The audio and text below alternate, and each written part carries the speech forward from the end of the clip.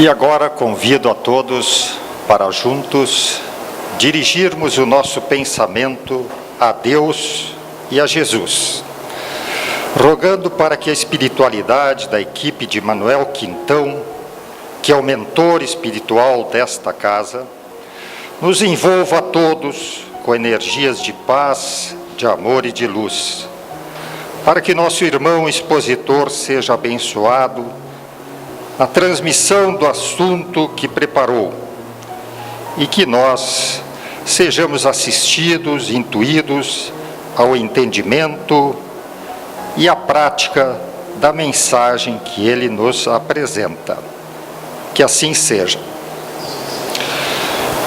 Nós temos a alegria de anunciar à tribuna da casa esta noite nosso irmão tarefeiro da Casa de Jesus, que discorrerá sobre o assunto Missão dos Espíritas.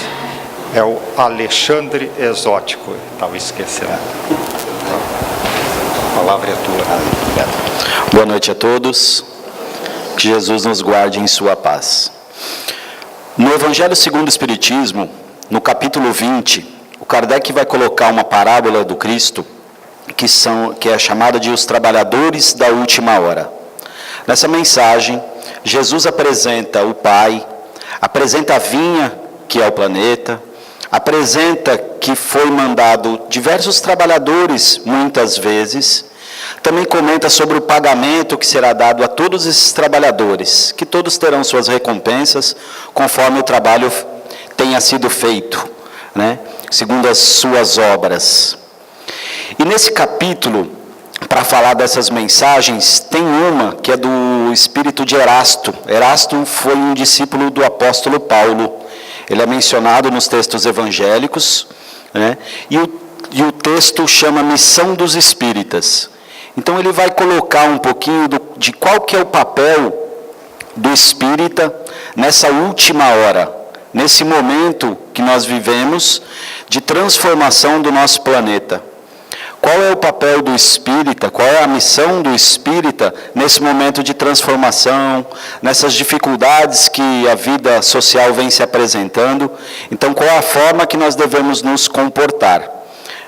Mas antes de entrar na mensagem propriamente dita, é bom que a gente tenha ideia do que seria, primeiro, missão. Porque a gente normalmente liga missão a um fator de grandiosa importância, né? E realmente existem os missionários, mas todos nós não somos os únicos que têm essa missão na Terra. Outras crenças e outros valores estão sendo desenvolvidos no globo todo, mas o Espiritismo tem um papel importante nesse momento. Então, missão é uma incumbência que alguém deve executar a pedido ou por ordem de outrem, um encargo. Então, Jesus nos encaminha ao planeta para que a gente cumpra com um papel nessa sociedade, né? Cada um individualmente, inserido na sua família e inserido na sociedade. Também a missão é conjunto de pessoas a que se confere uma tarefa, frequentemente em outro local ou país, né? Então, a missão dos espíritas é um conjunto de pessoas, que somos nós, que temos um papel a desenvolver. Em outra dimensão, no caso, porque nós viemos de lá, antes de encarnar, já tínhamos o compromisso com o Espiritismo, né? E por isso que a gente tem esse papel. E também é um dever a cumprir, uma obrigação. Se nós formos conversar com qualquer outro espírito que tenha tido atitudes que nós consideramos de missionários, como um Gandhi, Divaldo Franco, Chico Xavier, né? Todos eles vão falar que estavam apenas cumprindo com o seu dever. Então é essa ideia que nós temos que ter como espíritas, né? Que não tem um papel principal nessa transformação. Nós temos um papel importante, sim, com todos aqueles que dividem a caminhada conosco. E também é importante que a gente contextualize um pouquinho, né? Porque o processo educativo da humanidade foi feito em algumas etapas, né? Pouco a pouco Jesus foi mandando para a sua vinha esses trabalhadores, né? O primeiro grande trabalhador e que recebe um papel importante, Moisés. No primeiro capítulo do Evangelho, segundo o Espiritismo, Kardec trata justamente das três revelações, né? E ele vai falar do papel de Moisés no processo educativo. Então ele vai dizer que Moisés trouxe, em alguns momentos, a lei divina, como por exemplo os 10 mandamentos. Kardec estuda pormenoramente esses mandamentos, e também vai dizer que para conduzir um povo ainda bárbaro, com ainda bastante rudeza no seu trato, no dia a dia, precisou formar leis, às vezes, mais duras àquela época. Por isso que a gente vai ver no Antigo Testamento, alguns momentos, leis de amor e de suprema delicadeza, mas também algumas leis que a gente hoje já não se utiliza, já não se vale mais dela, né? Então, Moisés, por exemplo, nos 10 mandamentos, se a gente for ver que são as leis divinas, as 3 primeiras, principalmente, podemos dizer que são leis que vão falar no trato da criatura com Deus, né? Então, não terás outros deuses, né? Então, orar, né? Guardar o sábado. Então, são essas leis mais transcendentais. Mas no restante, todas as leis, que não há de adoração, elas são leis de tratos aqui na terra, do nosso cotidiano, do nosso dia a dia. Não matarás, não roubarás, né? Não cobiçarás o bem do seu próximo, não desejarás a mulher do seu vizinho, né? Então são leis de relacionamento. E aí numa segunda fase, veio então aquele que personificou o amor na terra, que é Jesus. Esse, o grande educador, é o nosso guia e modelo, né? A ele que vem trazendo, enviando os seus trabalhadores, e ele próprio veio, né? Para mostrar como que nós devemos vivenciar os valores da lei divina. Ele passou um tempo conosco, passando por tudo aquilo que a gente passa, fez isso, voltando ao nosso orbe. Mas Jesus, naquela época, como ele falava por parábolas, ele disse também em João, que muitas coisas ainda tinha por nos dizer, mas que ainda não estávamos prontos para suportar essas coisas. E aí ele diz que rogaria ao Pai para que ele enviasse um outro consolador, porque Jesus é o grande consolador da humanidade. É ele que disse: vinde a mim todos vós que estáis aflitos e sobrecarregados, que eu vos aliviarei. Então ele tem o papel do grande consolador. Então o outro consolador, ele diz que esse outro consolador seria o Espírito de verdade, que falaria de todas as coisas abertamente. Então Kardec vai tratar como essa terceira revelação o Espiritismo, não mais personificado em ninguém, mas nos espíritos. Então aqueles que foram, contam como é a vida, né? Que Jesus até então nas suas parábolas havia dado só algumas pinceladas. O reino do céu se assemelha a um grande pai, e aí ele conta. Então diversas parábolas, que são as parábolas do reino, ele conta como seria esse reino, mas não dá os detalhes, não explica qual é a relação, né? Como que funciona, né? Quais são os tratos. E aí sim o Espiritismo tem esse papel de explicar detalhadamente tudo isso que Jesus veio dar como semente, né? Vem explicar o porquê do amor, o porquê das dificuldades que a gente passa na vida, de onde que nós viemos, que nós não fomos criados, né, no ventre. Vem falar da reencarnação, que somos todos filhos do mesmo Pai, explicando também detalhadamente o que Jesus vem chamar só de Pai, né? Também vai falar das leis que regem esses mundos, né, tanto dos encarnados quanto dos desencarnados, que é a lei divina ou natural, que ele trata no Livro dos Espíritos. E também vai dizer que conforme a gente haja seguindo essas leis, receberemos recompensas futuras ou penas futuras. Tudo aquilo que a gente não se despojar, será necessário que a gente venha novamente, através do processo de reencarnação, e se despoje posteriormente. Então, a gente precisa compreender que o papel do Espiritismo hoje, ele é um papel educativo em cada um de nós, em cada coração. Um papel que vai desenvolver dentro de nós justamente essa convicção do reino dos céus. Então nós precisamos hoje desenvolver a certeza de que Deus nos cuida, que Deus nos guarda, de que a comunicação com os Espíritos é possível, que eles estão incessantemente velando por nós, e todos os princípios espíritas, né? E aí, entrando na mensagem, aqui só colocando, Kardec explica o Espiritismo nesse contexto, ele vem dizer que o Espiritismo é a ciência nova que vem revelar aos homens, por meio de provas irrecusáveis, através da mediunidade, a existência e a natureza do mundo espiritual e as suas relações com o mundo corpóreo. Então o Espiritismo vem justamente tirar esse véu que encobria, né? Se permitia ou não, né? E aí vai tudo ficando mais claro. E então, agora entrando na mensagem mesmo do Erasto, ele começa dizendo assim: não percebeis desde já a formação da tempestade que deve arrebatar o velho mundo e reduzir ao nada a soma das perversidades terrenas? Então ele faz uma pergunta, e é uma pergunta que, quando a gente ouve tempestade, né, reduzir ao nada, a gente primeiro se assusta, mas veja que ele não vem falar do planeta, ele vem falar que vem essa tempestade, que essa crise moral que nós estamos vivendo hoje, por isso tantas coisas estão sendo colocadas às claras, seja aqui no Brasil como no mundo, algumas negociações positivas, outras pessoas sendo... se colocando em posições constrangedoras, né? Por isso que acabam sendo reveladas. Então ele vem reduzir ao nada as perversidades terrenas. Então tudo aquilo que tem de ruim na nossa sociedade.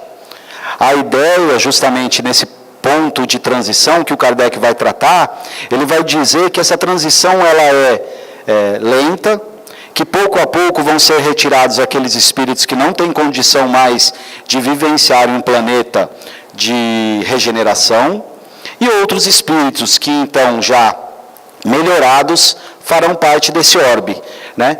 Mas então, só que nesse momento de transição, muitos espíritos vêm nessa oportunidade de redenção, de correção, de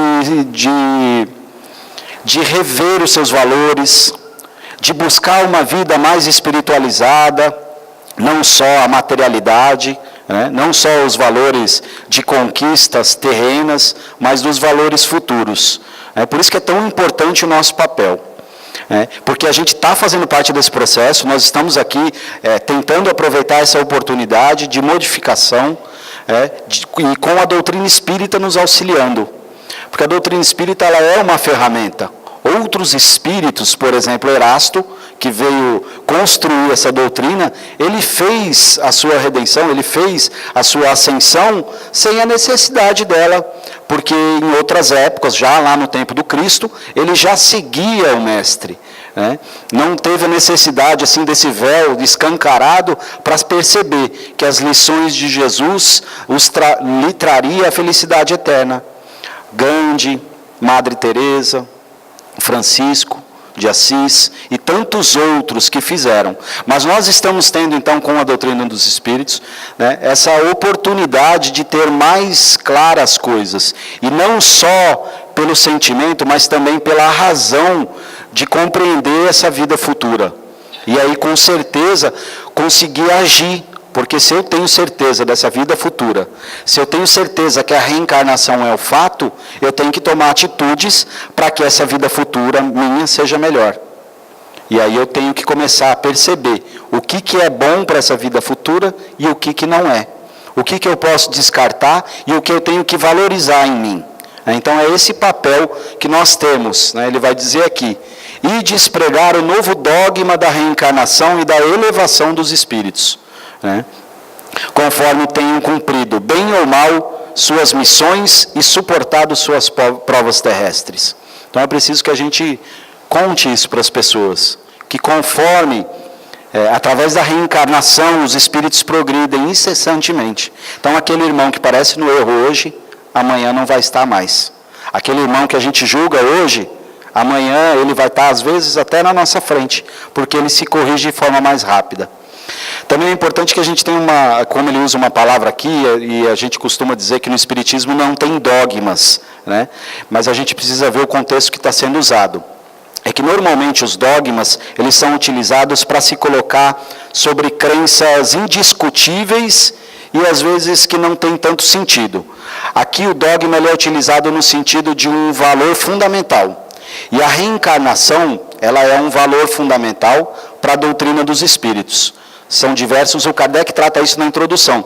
Ele vai dizer que esses valores, por exemplo, esses dogmas são a crença em Deus. Então é importante que a gente saiba, né, se somos espíritas. Se eu tiro Deus da criação, o espiritismo perde todo o sentido. Então ele é parte fundamental.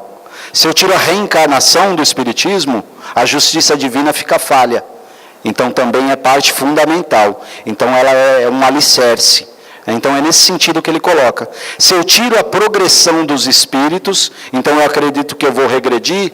Isso não faz parte da doutrina dos espíritos. Também perde o seu alicerce. Então é nesse sentido que ele coloca o dogma aqui. Não aqueles dogmas teológicos, né, que outras crenças têm, mas que o espiritismo não os tem, né, de alguns rituais, enfim, que já fizemos, já participamos disso tudo. E aí ele continua. O que a gente deve pregar também? O desinteresse aos ávaros.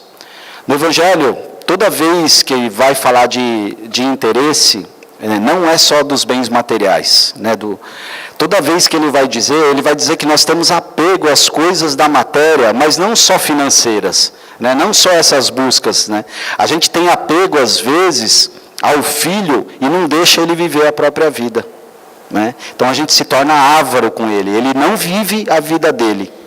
Ele não tem o direito de exercer o seu livre-arbítrio. É lógico que como pais, nós temos o dever, né, e a missão de educar esses filhos para que no futuro eles venham dar bons frutos. Mas nós não podemos chegar a ponto dele não vir a semear os seus frutos. E errar, assim como todos nós temos direito. Então, essa pregação, ela vale para a gente porque a gente é apegado a muitas coisas no nosso dia a dia. No nosso trabalho, a nossa razão, que a gente quer ter razão o tempo todo e discutir e impor a nossa razão ao outro. Mesmo que para o outro não faça sentido e para a gente faça, às vezes a gente vai com esse apego, né, de prisão, de querer impor o que a gente acredita. Por isso que cada um tem essa liberdade de pensamento que o Kardec trata no Livro dos Espíritos. A abstinência aos devassos, né, então todos aqueles, os perdulários, né, a abstinência, que Jesus vai chamar de que certas castas de demônio para sair de si, ou os vícios, né? Hoje a gente consegue compreender que são os vícios. Preciso de jejum e oração. Então a gente precisa entrar diante do Pai. Né? Essa abstinência é de deixar de fazer aquilo que a gente fazia anteriormente, que é um vício, que nossa consciência já acusa, e é preciso que a gente deixe de fazer. Não basta orar, falar, Senhor, eu não quero mais ser impaciente. E aí toda vez que eu for, eu deixo acontecer. É preciso que toda vez que eu perceba que eu estou sendo impaciente, eu respiro fundo, né, faço uma prece, né, mas eu tenha esses momentos que eu tenha consciência de como eu estou agindo, né, como veio dizer a mensagem no começo. A consciência é muito importante. E o Espiritismo é uma ferramenta muito forte para que a gente vivencie as coisas no nosso dia a dia desse jeito. Também a mansidão aos tiranos domésticos e aos opressores. Então, nos nossos lares, os duelos entre pais e filhos, marido e esposa, né, e se a gente estender a família um pouco mais, todos nós temos os nossos momentos de tirania e de opressão. E que a gente tem que se libertar disso, a gente tem que se livrar, começar a compreender. A doutrina dos Espíritos é uma que vem falar muito da tolerância, né, do papel da tolerância. E a gente costuma dizer que o Espiritismo ele é tolerante, mas quando alguém vem falar alguma coisa que a gente não concorda, a gente fala, um dia ele vai fazer isso, porque a gente é espírita, a gente fala, daqui a pouco ele descobre que reencarnação existe. Não deixa de ser um pouco de intolerância, se a gente não compreende que às vezes a necessidade do outro é não entender dessa forma o processo da vida. Então a gente tem que evitar esses discursos de opressão, de tirania, né? E falar também e mostrar para os outros que isso está equivocado. E aí agora ele vai dar a dica de como a gente tem que fazer essa pregação, como que a gente tem que falar para os outros, né? Ele diz, ide pregar a palavra divina. Aí sim, é chegada a hora em que deveis sacrificar em favor da sua divulgação, os vossos hábitos, os vossos trabalhos e as vossas ocupações fúteis. Então não é só falando da reencarnação, mas é vivendo a ponto de que as pessoas percebam que eu sei da reencarnação. Porque se eu não mudo meus hábitos, eles vão falar, mas acredita na reencarnação e continua fazendo as mesmas coisas. Então é preciso que a gente sacrifique. Eu destaquei essa palavra, porque a gente tem nessa palavra um peso negativo, né, de sacrifício. Mas na verdade ela vem de uma palavra, de um termo latim que é sacrum facere, que quer dizer tornar santo, fazer santo. Então o que eles estão dizendo aqui? Que a gente tem que fazer santo os nossos hábitos. Então se um hábito que eu tenho não pode ser apresentado diante de Deus, ou de espíritos que já partiram, que a gente ama, que já estão do outro lado vendo a gente, se não é um ato santificado e que eu me envergonho, se eu não faço isso na frente dos outros, é porque não é um hábito santificado. Não é um hábito que eu deva continuar. Então eu devo sacrificar, me abster dele, deixar de fazê-lo, né? Todos os meus hábitos, o Santo Agostinho dá uma dica disso, na questão 919A, quando ele vai falar do como se conhecer. Ele vai ver, se você tiver vergonha de alguma atitude sua, é porque ela não é certa, né? Se aquilo que você repreende no teu irmão, né, você faz, também não é certo. Então a gente tem que santificar os nossos trabalhos, né? Para o Espiritismo o trabalho é toda a ocupação útil, por isso que ele vai falar também depois das vossas ocupações úteis, né? Se a gente tem atitudes de...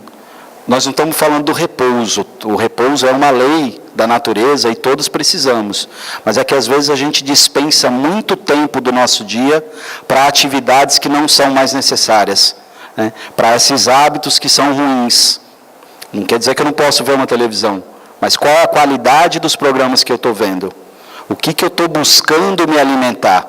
Aí eu transformo essa ocupação nesse momento de descanso em um hábito bom, né? Quais são os livros que eu estou lendo? Os filmes que eu estou vendo? Né? Ou com que intuito eu vejo aquilo? Porque às vezes são apresentadas algumas coisas e a gente assiste, mas a gente também tem que, como disse Paulo, reter o que é bom, né? Saber analisar e dizer isso não é legal e isso é, né? Ainda que a gente veja algumas coisas. Então é nesse sentido que a gente tem que sacrificar, deixar de fazer aquilo que a gente se envergonha, que a gente sabe que já está errado, né? Modo de falar, né? Ou falar dos outros, né? Então é importante que a gente tenha consciência de que essa pregação que o espírita tem que fazer é mais de uma transformação interna, e aí sim começar a florescer através das nossas atitudes, do que uma mudança, do que uma falação sem sentido, né? Como se fazia à época de Jesus, e que Jesus condenava veementemente, né? Ele acolhia todos, mas aqueles que já conheciam o caminho, ele era mais duro, né? Porque eles falavam uma coisa e agiam de outra forma, né? Jesus ainda dizia, fazei o que os fariseus falam, mas não façam o que eles fazem. Por quê? Porque eles falavam o certo, mas agiam de forma equivocada. Então, a gente precisa, a nossa missão é justamente de se transformar, de se modificar, porque aí as pessoas vão começar a perceber na nossa vida essa mudança e também vão querer para si essas mudanças, seja no valor do Evangelho ou na própria doutrina espírita. Francisco de Assis dizia, pregai o Evangelho sempre, e se preciso for, use palavras. Então, Francisco de Assis pregava nas suas palavras, nos seus atos, nas suas atitudes, acolhendo aqueles leprosos, saindo em socorro, se desvencilhando de tudo o que era apego, mas também, quando alguém necessitava de uma palavra, ele falava de Jesus para essas pessoas. Mas é principalmente nas atitudes que nós vamos ganhar aqueles que a gente ama, às vezes debaixo do nosso teto mesmo. E aí eu trouxe como a gente tem que fazer, é importante que a gente tenha consciência de que a gente recebe ainda hoje, através dos Espíritos. eu trouxe uma mensagem que está no livro Em Nome do Amor. Esse livro traz diversas psicofonias do Divaldo, pelo espírito Bezerra de Menezes. Então são textos, são falas do Bezerra, normalmente quando eles encerram, o Divaldo encerra as palestras em algum evento de algum congresso, alguma coisa assim. Então tem diversos textos. E eu trouxe um que foi feito, o Bezerra de Menezes fala, no final do 3º Congresso Espírita. Se eu não me engano, era a comemoração do centenário do Chico. Chico faria 100 anos então.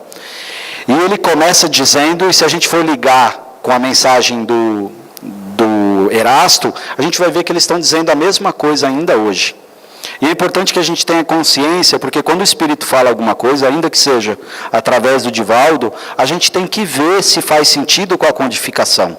Toda mensagem que é encaminhada, é importante que a gente coloque à luz da doutrina espírita, né, dos livros da codificação, e também do Evangelho de Jesus, se não contrapõe. Né? E aí ele começa dizendo aqui, estes dias assinalam uma data muito especial, a data da mudança do mundo de provas e expiações para o mundo de regeneração. A grande noite que se abatia sobre a terra, lentamente deu lugar ao amanhecer de bênçãos. Então veja que como Erasto, ele fala de uma transformação, de uma mudança, mas que na verdade é um amanhecer. Porque o Evangelho, ele não vem falar de coisa ruim, ele vem dar a boa notícia, é a boa nova. A vida continua, a vida não cessa. Né? Então é importante que a gente tenha consciência que essa transformação, por mais que a gente vivencie uma última hora, né, um pouco mais difícil no planeta, ela é necessária para que todos tenham a oportunidade de modificação. Inclusive nós, que estamos aqui hoje, no meio de uma encarnação, e que a gente está, pouco a pouco, tentando despertar, e que a doutrina espírita ajuda. Então, para que a gente possa participar dessa terra modificada, a gente tem que fazer essas transformações. E aí ele vem dizer o compromisso, ele estava falando aos espíritas mesmo, que era um congresso espírita, né? Então ele está falando, firmastes, filhas e filhos da alma, um compromisso com Jesus, antes de mergulhardes na indumentária carnal, o de servi-lo com abnegação e devotamento. Prometestes que lhe seríeis fiéis, mesmo que vos fosse exigido o sacrifício. Né? Em todo momento da nossa vida, se nós formos olhar, quando a gente está debaixo do nosso teto, na nossa família, no nosso trabalho, nós estamos sendo colocados à prova nesse sentido. Quando alguém nos questiona, quando alguém discute com a gente, se a gente se impor de uma forma muito agressiva, a gente está rompendo esse contrato momentaneamente. Então é preciso que a gente desenvolva paciência, tolerância, compreensão, que são os valores imortais do Espírito.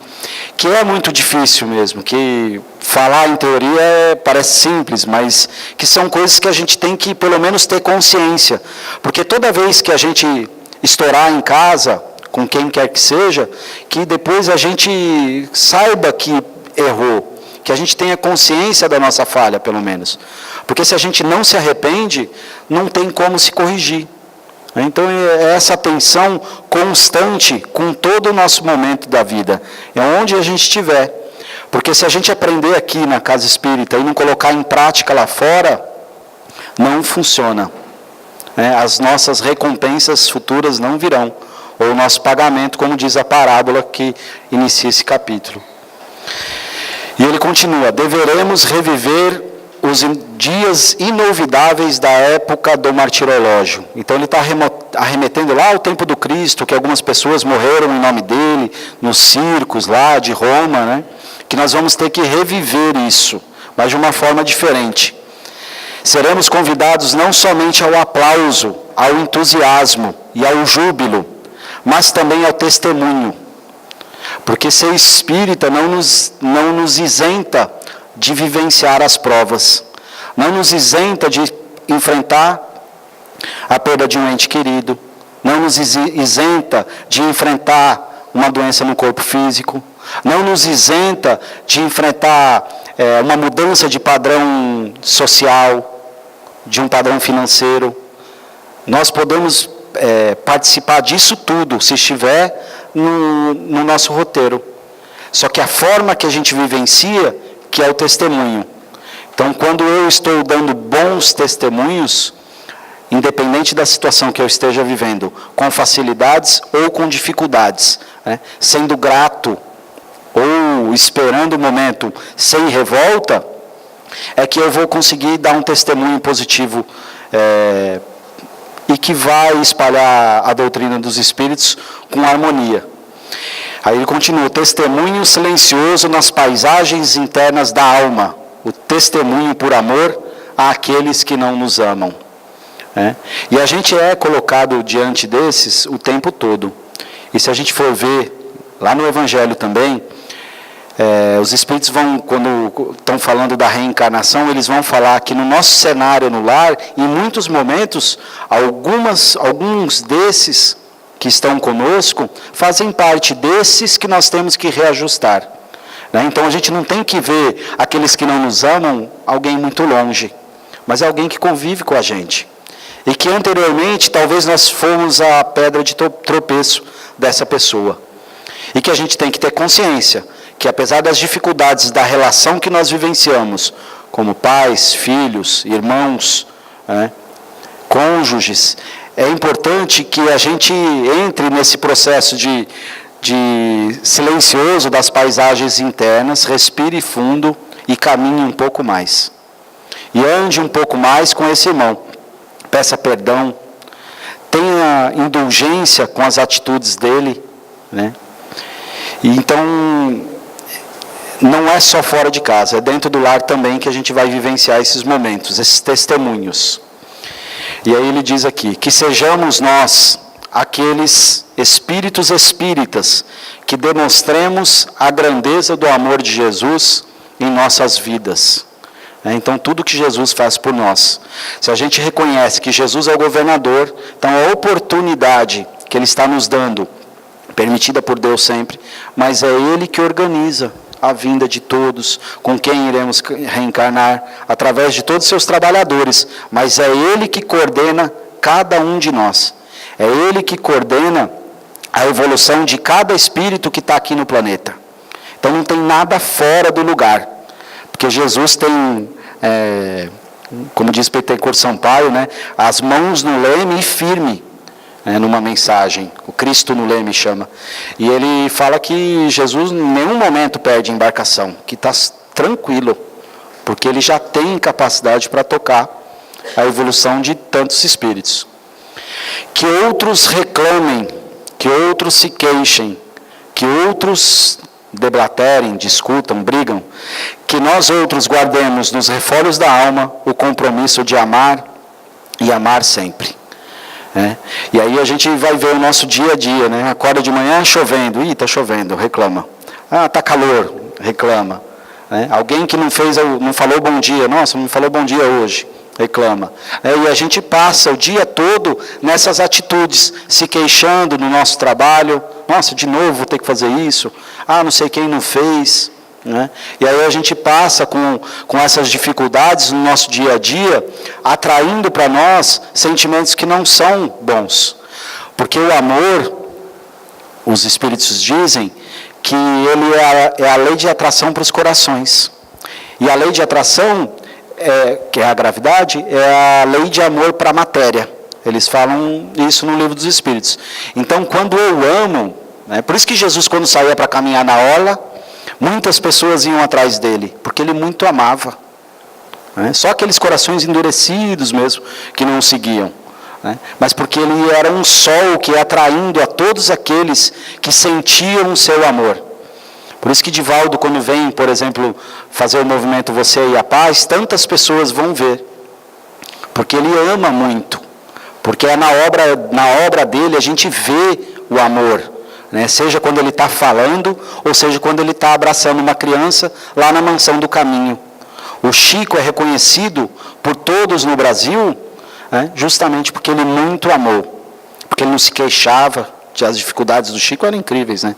Ele não se queixava, não reclamava e dava glórias a tudo, né? Agradecia a Deus constantemente.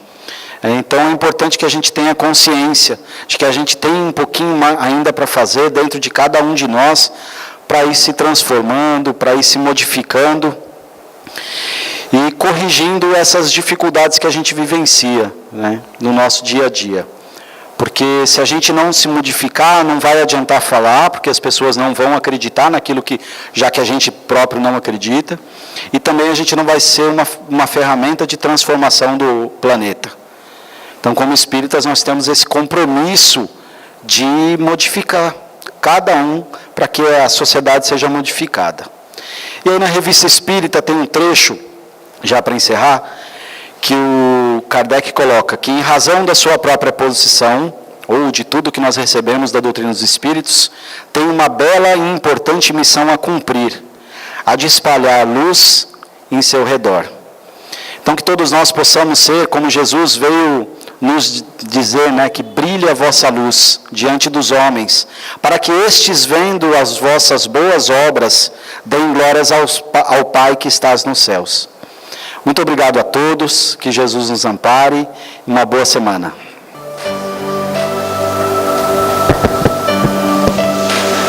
Nosso agradecimento ao Alexandre pela mensagem com a qual ele nos brindou.